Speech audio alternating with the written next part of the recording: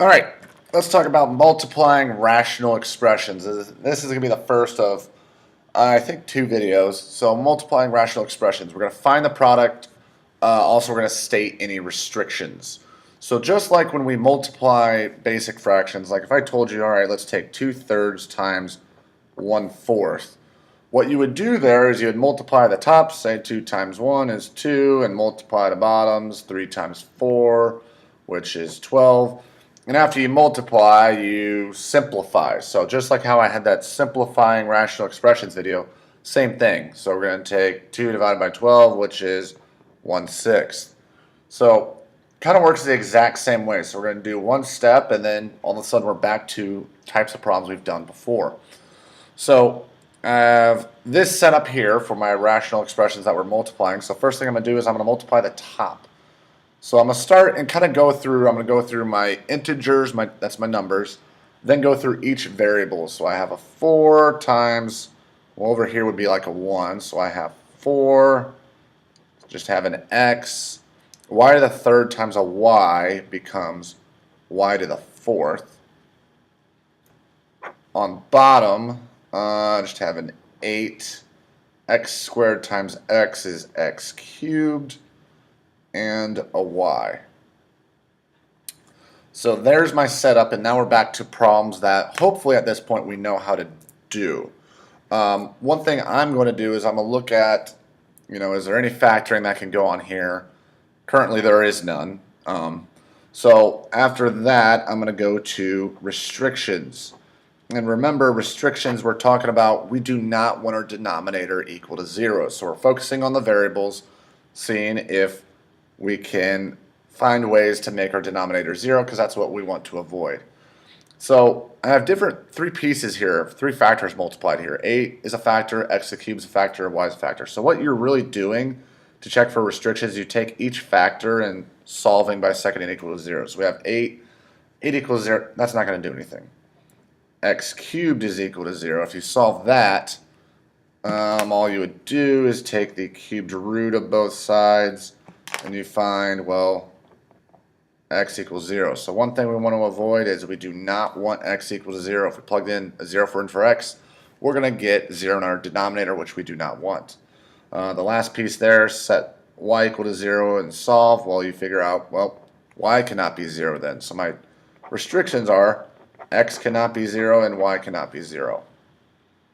So after that, after you have restrictions, we can actually do the simplifying part. So what I'm going to do is I kind of take it piece by piece. I start with my numbers, then I'm going to go through each of my variables. So I'm going to start with numbers, then go to my x's, then to my y's. So let's start with my numbers. I have 4 over 8. So that's 4 over 8. That reduces to 1/2. And I'm writing a big fraction here because I know I'm going to have to deal with x and y. So 1/2. 4 over 8 reduces to 1/2. Next I have an x divided by an x to the third. So I have 1x on top and 3 on bottom. 1x on top, because that's like x to the first. 3x's on bottom. Well, if I take away 1 from the top and 1 from the bottom, I have no x's left on top. And my x to the third on bottom becomes an x squared. So instead of having 3 there, I now have 2.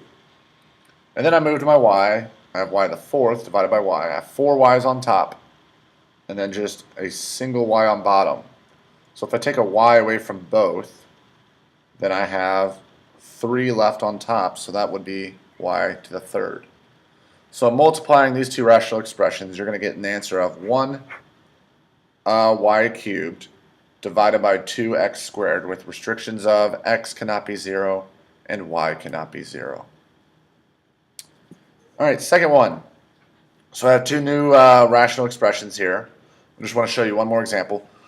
First thing I'm going to do again is let's multiply this together. So I kind of go through it step by step. Focus on my numbers, then my x's, then my y's. So starting up top, I have a 48. Well, nothing else there, so I'm going to have 48. X to the fifth and an x squared is going to be x to the seventh. Y cubed and y is y to the fourth. And then on bottom, I got a 6 an x cubed, and a y to the 6th.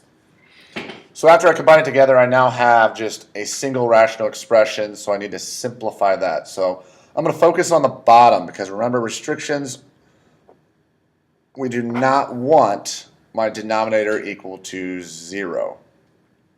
So I have three factors there. I have a 6, I have an x to the cubed, and a y to the 6th. The 6 really isn't going to come into play.